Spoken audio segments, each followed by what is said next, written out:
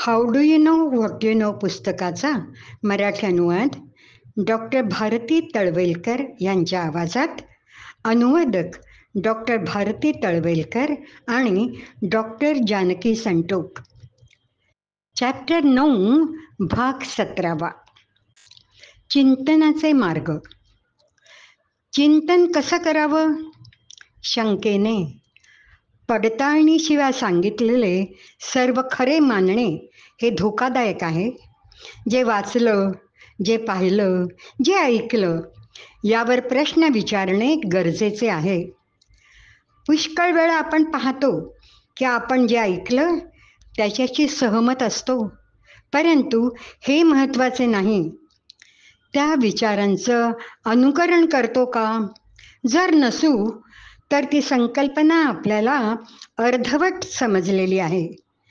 समजेमध्ये काहीतरी कमतरता आहे. त्यामुळे ती संकल्पना राबवताना अडथळा येतो.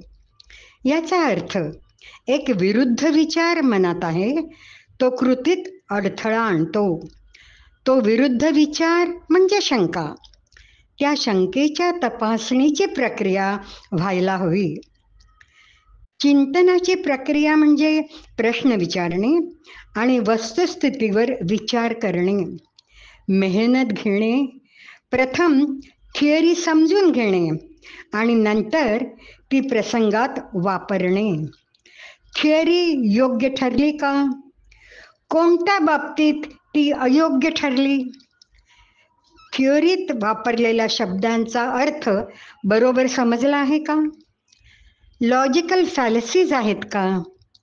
काही ऑब्व्हियस चुका आहेत का? पर्यायी थिअरी आहे का?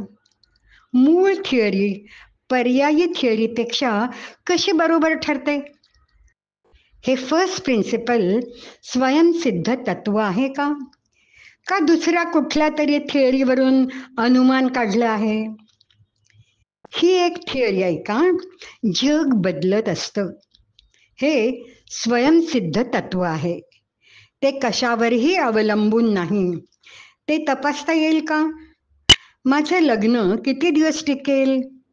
घर किती दिवस टिकेल? यासाठी ते अनुमान वापरू शकतो का?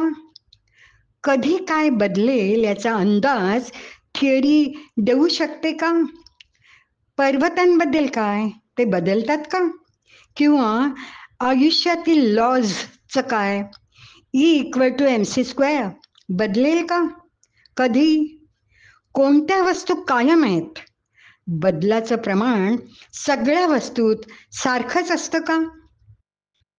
आयुष्य हे खाणं, पिणं आणि मौज यासाठी आहे, ही दुसरी थिअरी. आपण यावर विचार करू शकतो. हे नक्कीच स्वयंसिद्ध तत्व नाही. मग हे कुठून आलं? ते सर्व परिस्थितीत खरं आहे का?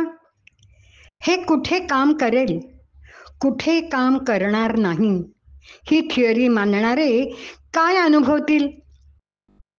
आपल्याकडे विचार आणि चिंतनासाठी पुष्कळ साधने आहेत.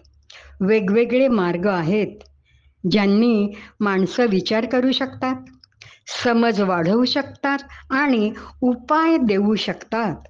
असे 13 मार्ग आहेत ज्यांचा चिंतनासाठी उपयोग होईल. ते पुढच्या काही भागात अभ्यासूया.